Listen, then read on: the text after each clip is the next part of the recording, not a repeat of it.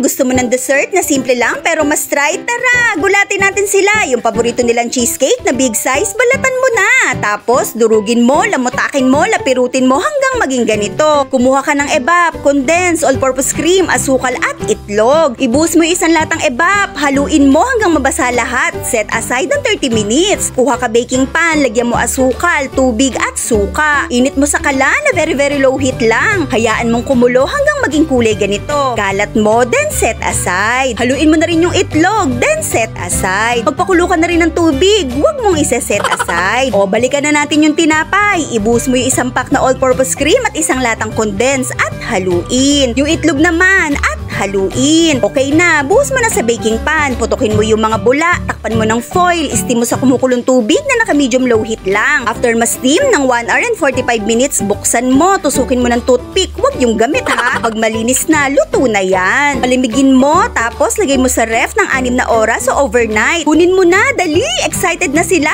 Buksan mo na, lagyan mo ng plato, itaob mo, katukin mo, dahan-dahan. Dyan, dyan, dyan! At ito na ang caramel pudding ni Nanay. Hindi man perfect ang itsura, perfect naman ang lasa. Samahan mo pa ng mainit na kape, ay grabe!